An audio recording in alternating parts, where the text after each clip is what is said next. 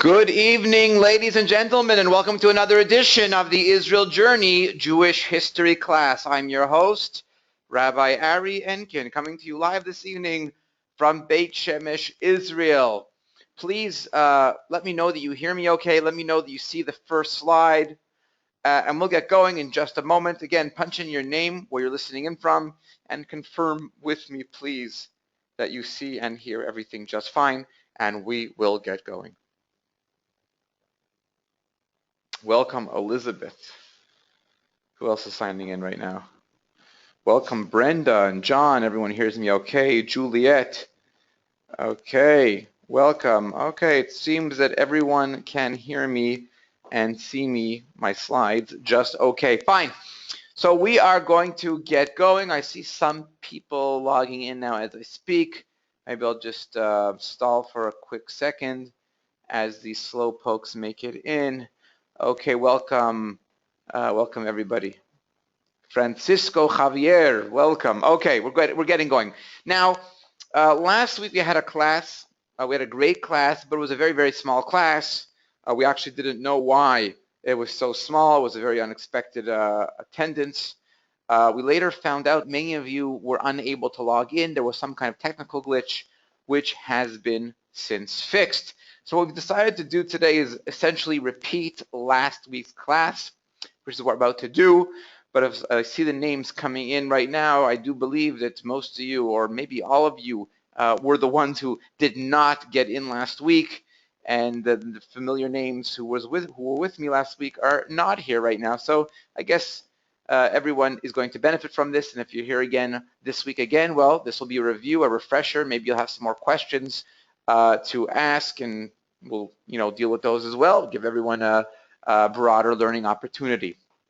So for those who have been joining us each and every week here at the Israel Journey Wednesday history class, you know that we are talking about Jewish life in Spain. And as I've mentioned in previous classes, I think one of the best ways to convey, to describe Jewish life in Spain is to describe and share with you the life of some of the greatest leaders of Jewish Spain, which is that is what we will be doing. Instead of going through all the details and the Moors and the Christians and the Muslims and the Visigoths and Morocco and getting to so many details as if we're doing a doctorate over here in Spanish history, I wanted to avoid that and convey Jewish life in Spain, Jewish history in Spain, as mentioned, to the life of some of its greatest leaders. Just for your information, I'll tell you that at the end of the class. Okay, so the Jews are in Spain.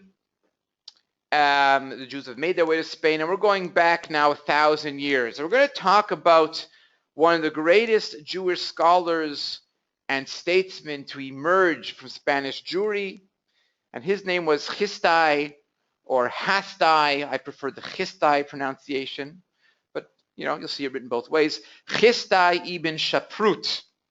Okay, we're going to talk about this great leader of Jewish Spanish Jewry. He was born in Jaén, Spain at about the year 915. His father was the already famous Isaac ben Ezra, who was a man of great learning and a very, very wealthy individual. Under the care of his father, this young Histai, he studied the Talmud, and later he got into Hebrew script, Hebrew literature, Arabic literature, Latin languages, and he became quite fluent and proficient in many linguistic sciences. Okay, he also had an interest in medicine and became a doctor, a famous physician. You see, being a doctor is not just a Jewish profession in the 20th and 21st centuries. Jews have been doctors, as you can see, for many, many, many years. And we all know, let's see who's the first to get the answer. Who was the other famous rabbi who spent much time in Spain to become a famous doctor? Let's see who punches in the answer first. Come on, ladies and gentlemen, who was the other famous Jewish rabbi out of Spain? Well, that's a stupid comment. All rabbis are Jewish. Who was the other famous rabbi? I shouldn't say Jewish rabbi. Who was the other famous rabbi from Spain who also became a doctor in addition to a rabbi? Let's see who's the first to get it. Rhonda was the first to get the correct answer, which is the Rambam. Moses Maimonides was another doctor who was also a rabbi, emerging from Spain. Very good. Okay, wonderful. Okay, Rhonda is also known as Rivka. Thanks for that update. Chistai's great scholarship, especially its fame as a physician, attracted the attention of the guy on top, the big boss of the land, the Caliph Abraham III, who was in Cordova. The Caliph heard about this great Rabbi Chistai and appointed him to be his court physician. Right, Rivka? Same thing with the Rambam, who was also appointed as a court physician. The Rambam was appointed as a physician of the court in Egypt. Chistai was already appointed as a doctor where he lived here in Spain and became the Caliph's home physician, court physician in Cordova. And when the Caliph became more and more acquainted and intimate with his Jewish physician, this rabbi, he also realized that this rabbi, is much more than just a doctor and a rabbi, but he was also a great organizer and a great statesman. And with that, Chistai now got a third portfolio. He became the Inspector General of Customs and Chief Diplomatic Advisor to the Caliph. So here you have a man who is an Orthodox Jew. He's a rabbi, he's a physician, and now he is a diplomat. Very, very busy individual, almost unheard of for a Jew in the exile to be elevated to such great standing and position and rank. Yes, it's happened before in the past, but Chistai and Rambam, of course, are very, very distinct examples of the Jewish success in the exile. Chistai, lost my notes over here. Excuse me for 1 second. Oh. Okay, I'm back organized. So Chistai becomes the chief advisor, and that continued not only with the current caliph who appointed him, but even the successor, when this caliph died, Hakam II, he too kept Chistai on the job as advisor, as diplomat in the kingdom. Chistai rendered a great service to his land by establishing good diplomatic and commercial relations between the Arab Caliphate and the Christian kingdoms of Europe, all the way as far as Byzantium. And the foreign diplomats who had the occasion to meet Chistai, who interacted with Chistai, always thought very highly of him. People were always impressed around the world. People of all races, nations, religions were always very impressed with Chistai and praised them to their respective governments.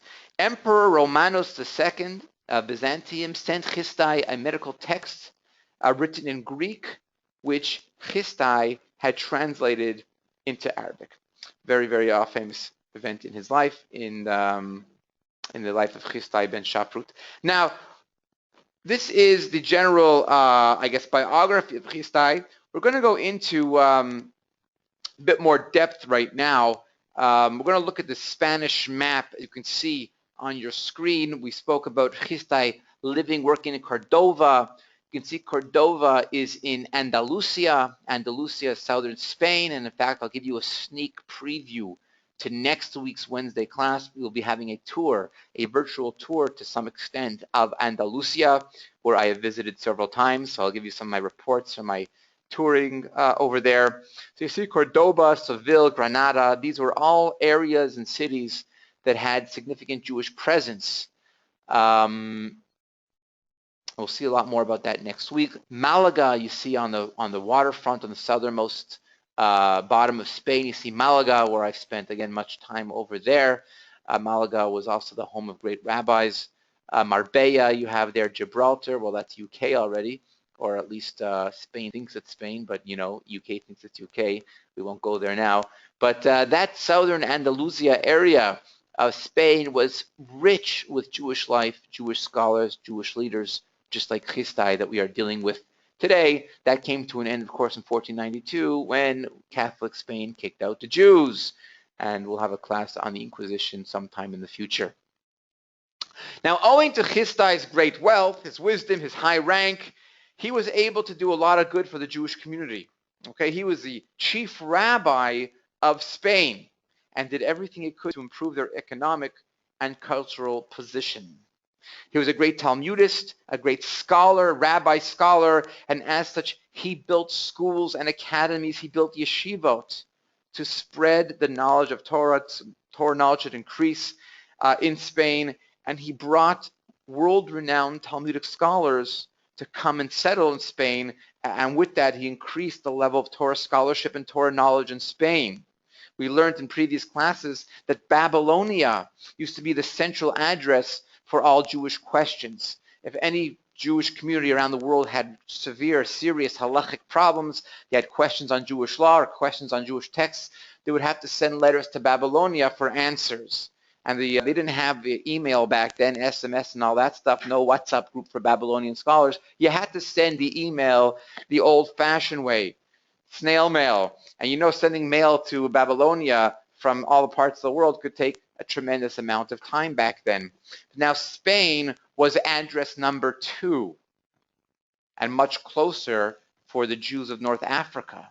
So Spain became the second central region of Torah scholarship, and with that, questions from all over the world came to Spain and not only Babylonia.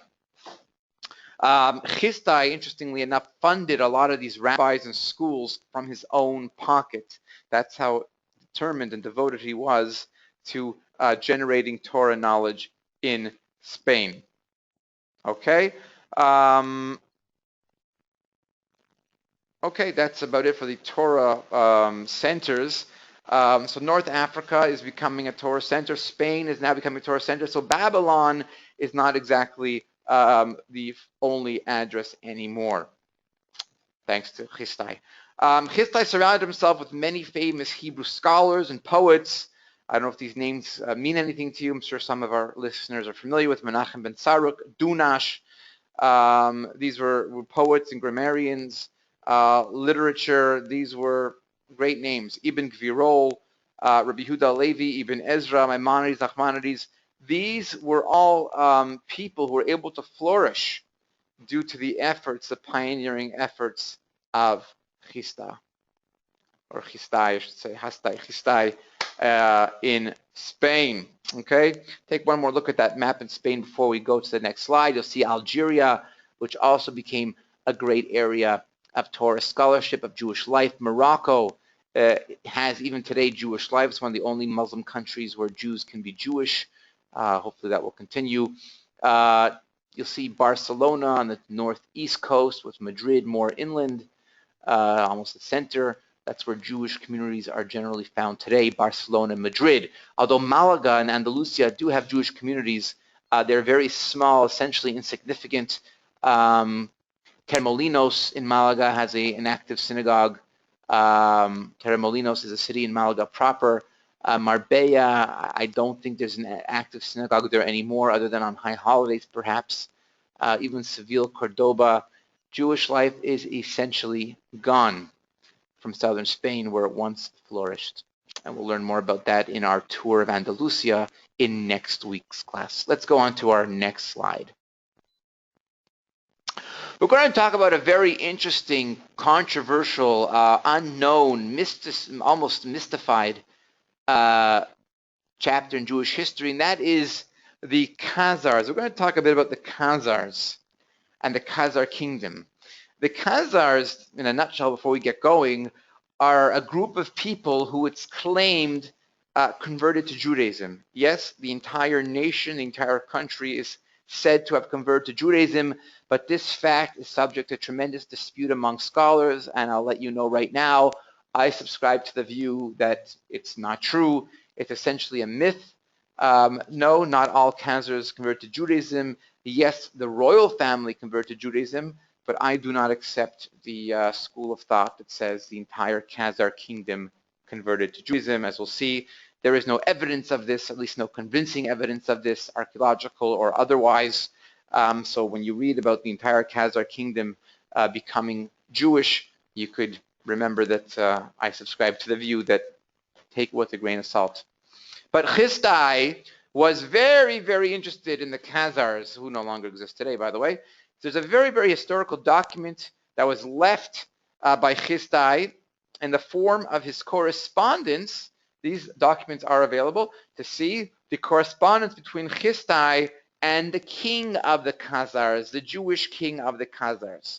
Now, for hundreds of years, the Khazars were a mighty people. The kings of the Khazars were powerful rulers who married with the Byzantines and the Arabic monarchies. They were originally idolaters, they were originally heathens, but at some point, it's believed, that they gave up their idolatrous heathen ways and they converted en masse to Judaism. They took on Judaism. And this story of the Khazars, the Khazaria, the Khazar Jewish kingdom, captured the imagination of Jewish people of those days. Those who are interested in this, I can say right now, feel free to look at the Kuzari. There is a book about the Kuzari that talks about, it's central to the Khazar story, Khazar myth, if you will. But if you want to explore the Khazar Jews, definitely you'd have to get your hands on the Kuzari, which discusses the conversions, the supposed conversion of the Khazars to Judaism. Now, Chistai was fascinated with the story that got to his ears that a nation converted to Judaism. He was very into this, and he wanted to find out more about them. So Chistai was eager to learn more about them. He heard these reports from travelers, other diplomatic channels, and he decided he wants to find out who these people are. So what did he do? He wanted to make contact with them. No, he did not send an email. They didn't have email back then. He did not send any SMSs, anything like that. He did it the old-fashioned way. He tried to send a letter. It was very, very far. If you can imagine, Spain to Khazaria was a very, very far journey. Khazaria is essentially Ukraine. If I'm not mistaken, take a look at your maps right now on your screen. But essentially, it was Ukraine, north of Turkey. It wasn't very close to Spain in terms of those days and ages. Mail was not so fast. But nevertheless, Chistai was determined to make contact with the Khazars. So what he did is he wrote a letter in Hebrew to Joseph, the king of the Khazars, and sent it with an emissary named Isaac ben Nathan. When Isaac successfully reached Constantinople, which I believe today is called Istanbul, he was detained by the Byzantine authorities.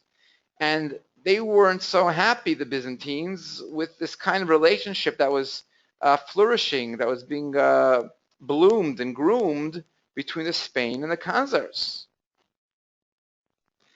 So on the pretext that the roads were not safe for Isaac to continue, Chistai's emissary was not able to continue his journey and deliver the letter to the Khazars. Mission failed. Chistai was not discouraged. He sent another emissary, also a fellow named Isaac, but this time he sent him to Khazaria through Hungary and Russia. And aided by the Jews of those countries, Chistai's second emissary made it right to the city of Itil and delivered Chistai's letter and greetings in person to King Joseph of Khazaria. We'll go to our next slide. Now, King Joseph of the Khazars liked the letter, received the letter, and replied to the letter also in Hebrew. Very, very fascinating that this heathen convert, was fluent enough in Hebrew to write a letter. Today, those listening will agree with me, especially if you know converts or a convert yourself. When you convert to Judaism, your fluency in Hebrew is at best limited because you just didn't grow up with the language. Nevertheless, Joseph, this king, was able to write and respond in conversational Hebrew. Pretty cool. And he answered all of Chistai's questions about the Khazar kingdom and their acceptance of Judaism. King Joseph told Chistai how his ancestor, King Bulan, decided to give up this heathen way of life in order to accept one of these three faiths. He was debating taking on Judaism, Christianity, or Islam.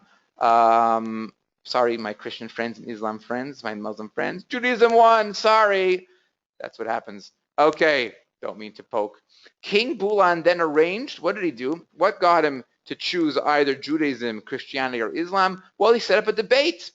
And there was a member of each faith at the debate that debated that their faith was the true faith. When the debate was over, as I mentioned, the Jewish guy won. Sorry, guys.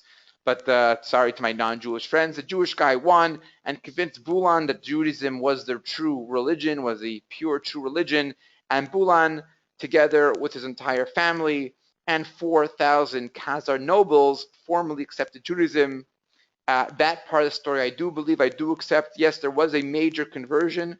Not entire conversion, but as you can see, I believe was limited to the Khazar kingdom, the nobles, the royal family, and that type of society. But there is a belief that the majority of Khazars followed the example of their king and accepted the Jewish faith. This book I mentioned a moment ago, the Kuzari, contains, in a fictitious composition, but it contains a debate that King Bulan was said to have heard, at least a Jewish component of the debate, that the king was said to have heard that convinced him to convert to Judaism. So those who are interested in this topic can see the Kuzari, the book Kuzari, for more, and there are great English translations of the Kuzari available today. Fine. Now, unfortunately, about the time when Chisdai's letter reached King Joseph, there were some very dark clouds hovering over the Khazar kingdom. The Russian and Byzantine rulers combined. They got together to destroy this Khazar kingdom. And about 15 years later, Sviatoslav of Russia defeated the Khazars, devastated their land, plowed their capital. It was over for the Khazar kingdom. But nevertheless, the Khazars continued to play an important part in that part of the world for another century. Thereafter, the Khazars disappeared off the map of humanity. So at any rate, the exchange of letters between Chisdai and King Joseph of the Khazars does shed a lot of light on the Khazar history, the Khazar kingdom, and these letters are used by scholars, historians, archaeologists, all faiths and nations to shed light on the Khazar lifestyle, because little more is known about the Khazars other than Chisdai's letters. Chisdai, back to him, he died in Cordova at about the age of 60, and he was mourned by all Jews and even by the non-Jews. Everyone who knew Chisdai mourned his passing. Okay, on to the next slide. We're going to talk about now the Sephardic Jewish language known as Ladino. I'm sure you've all heard of Yiddish, the language of Ashkenazi Jews, but Ladino is lesser known. Ladino is a language of Sephardic Jews, primarily Spanish and Portuguese Jews, but the language later spread and went to a lot more Jewish communities, but again, generally communities known as Sephardic communities, even if they're not purely Spanish. Just take a look at your slide right now. You'll see the word Ladino in English in the center, Ladino.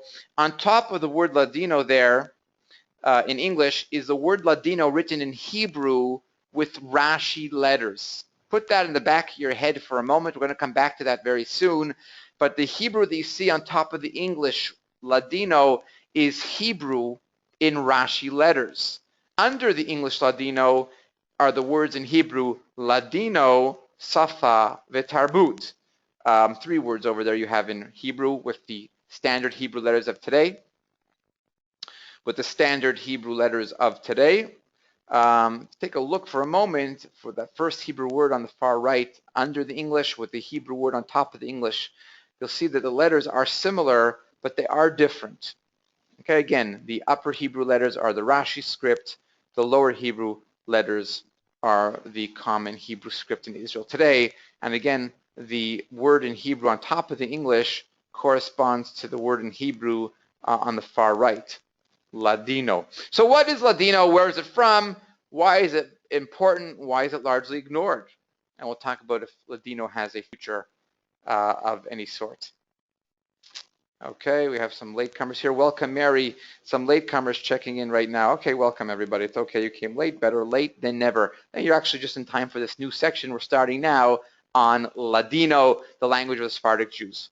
Okay, so Ladino is also known as Judeo-Spanish, and it began at about 1492 when the the Spanish Catholics kicked the Jews out. Now, when the 150,000 to 300,000 Jews were kicked out of Spain, they of course took with them their language. And from Spain, the Jews of Spain went to Holland, England, Morocco, and even the Ottoman Empire. So they brought their language with them. They're no longer in Spain. They're not welcome there. They're Jewish, so they were kicked out. They were cut off from, of course, Spanish culture, Spanish life. So Ladino maintained its 15th century Spanish roots. But it changed. It was influenced by the language and cultures in which the Jews found themselves. So Jews living in Holland and in Ottoman Empire and England, living there influenced their language, the Ladino.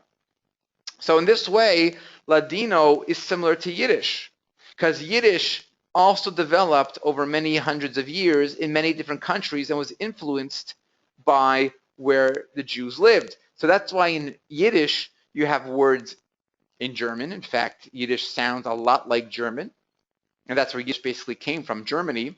But since Jews in Poland and every other country you can imagine in Europe used it as well, these Polish words, Ukrainian words, they slipped into the language, and Yiddish does have language of many other different countries representing, corresponding to all the places where the Jews lived. So in Ladino, you won't only have the Judeo-Spanish, you'll also have Greek and Turkish and even French. Okay, so language was influenced. Yiddish, the Ashkenazi Yiddish was influenced by where the Ashkenazi Jews lived, and the Spanish Ladino was influenced by where the Spanish Jews went to live. And of course, Hebrew is also prominent in both Ladino and in Yiddish. Okay, let's go into our next slide. We'll see a map over here of where the Jews who were kicked out of Spain went to. With the Ladino-speaking Jews having settled so widely, Ladino eventually developed into two dialects. We had the Oriental Ladino, which is spoken in Turkey, and the more Greek Ladino, which is like the Castilian Spanish.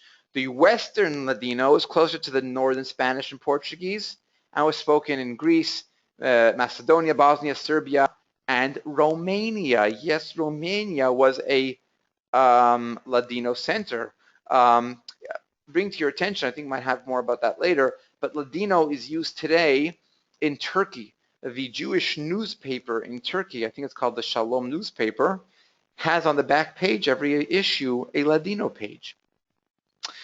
Okay, back to Ladino. Like Yiddish, Ladino was originally written with Hebrew letters, except, remember the previous slide, Ladino was generally written with the Rashi script. Cool, huh? People didn't know that. Most people, Jews, I mean, even Jewish people don't know that Ladino was generally originally written with the Rashi script.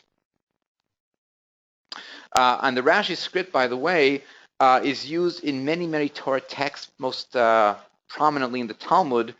And the reason the Rashi script was used was to differentiate the Talmud from the commentaries and other books of Torah literature from the main body of the text and the commentaries. For example, if you open a page of Talmud, any page of Talmud, you'll see the central text on the page of every page is written in block, common Hebrew, modern day Hebrew, but all the commentaries on the page, and indeed a Talmud page has on it many commentaries and little boxes all around the text, those are written in Rashi script, in Rashi letters, to again differentiate between the main body of the text and the commentaries.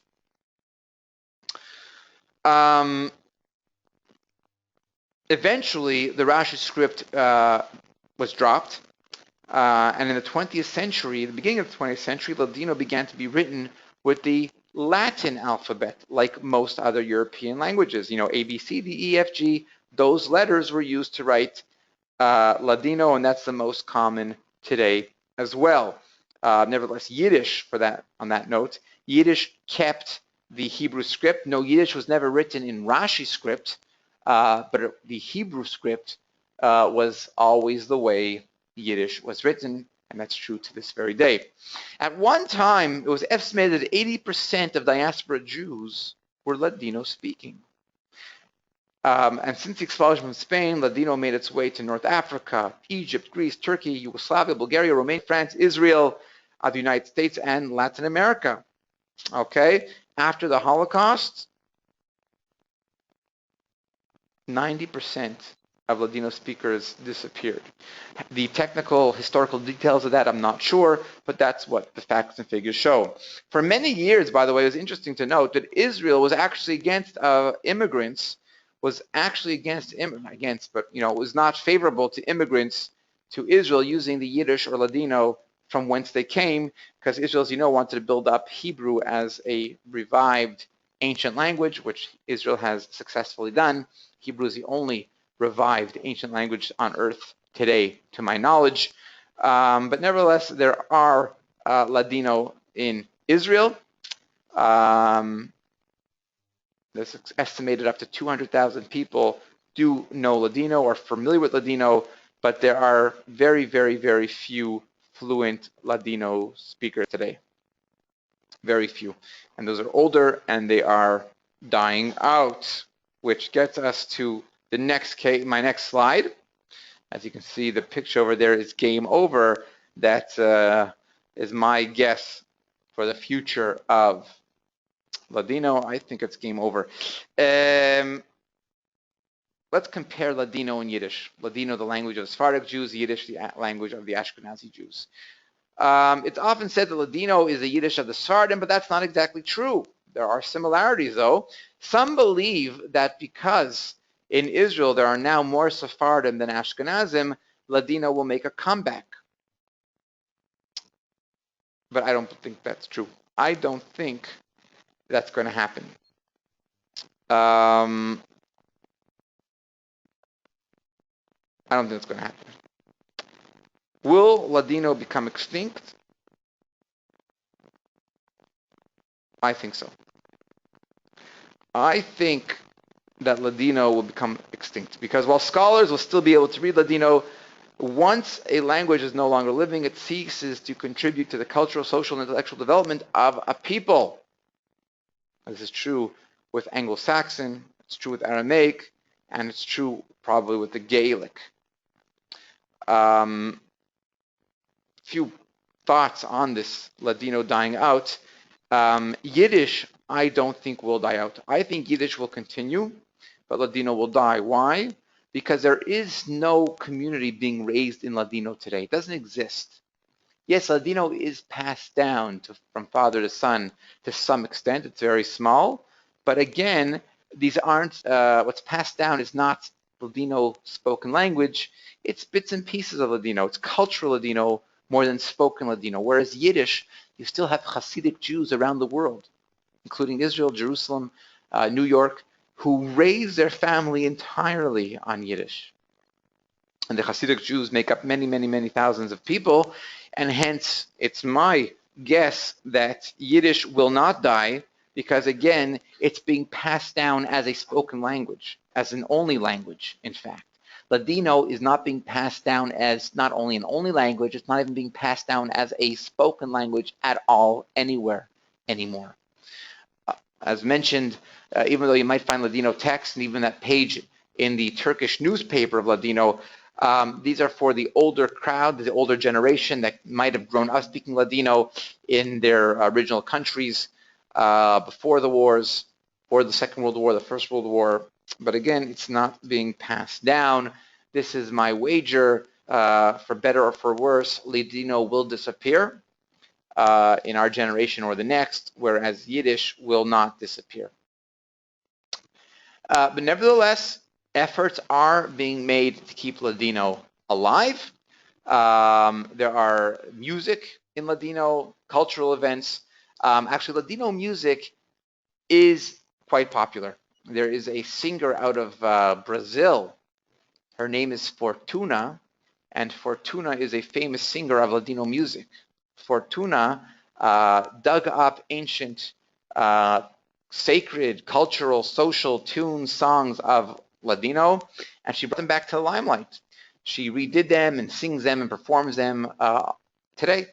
So Ladino music is there for the taking, for the listening. There are Ladino cultural festivals, and you could even learn Ladino in universities around Israel.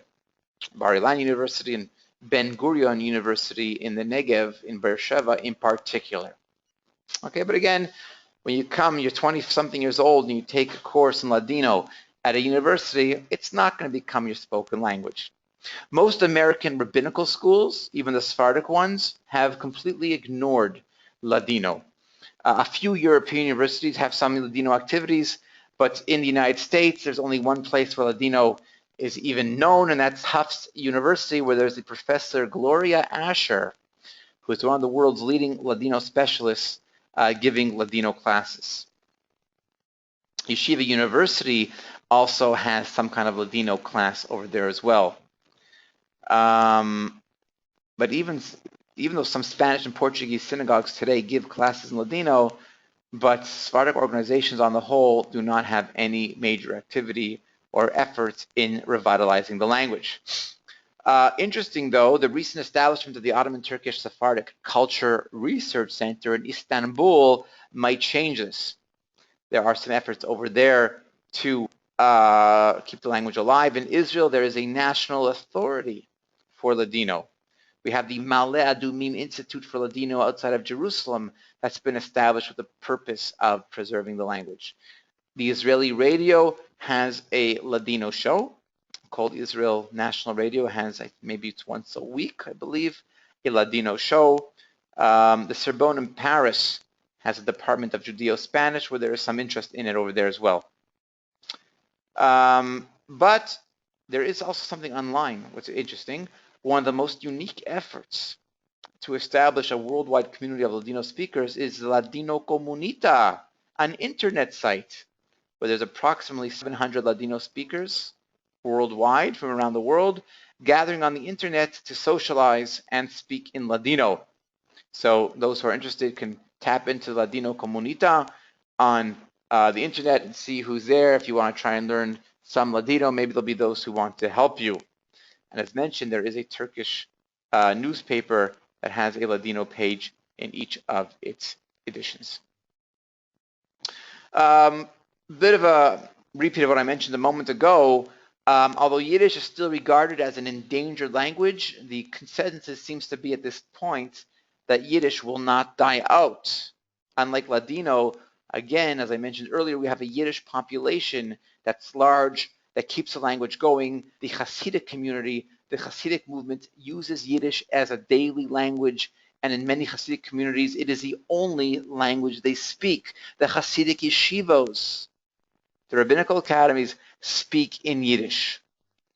And because Hasidic communities have a considerably higher birth rate than the general Jewish population, there is a strong young Yiddish generation that is around to replace those who die out. Again, it's father to son, it's continuity, it's fluent, it's used, it's spoken. So with that, it's unlikely that Yiddish will fall apart, Yiddish will die. Ladino doesn't have that fortune because there is no community raising their children in Ladino. It just doesn't exist. That's gone. Those days are gone. So the result, my friends, is that Ladino culture may be passed on to future generations. Ladino as a language does not look like it has much hope to be preserved as a spoken language, even a secondary way. As much as we have the Ladino Comunita and the 700 devotees who are all above the age of 70 or 80, it's very unlikely that Ladino is going to remain on the map. So ladies and gentlemen, with that, I want to take this opportunity to thank you for joining me this evening for a class on Jewish history. We'll continue next week with some exciting stuff on more Sephardic customs, Sephardic Jews. And we will go on to the Ashkenazi world as well, probably next week, and go into a few weeks of Ashkenazi culture and history. Before we go, I want to leave you with a video making the rounds now, a Jewish video in Hebrew, sung by David Gabay, a very catchy tune, a catchy video. The words are, whatever God does to you, he does it for the best. As you'll see, even when you're having a bad day, you can make the best out of it. So you'll enjoy that video in just a moment.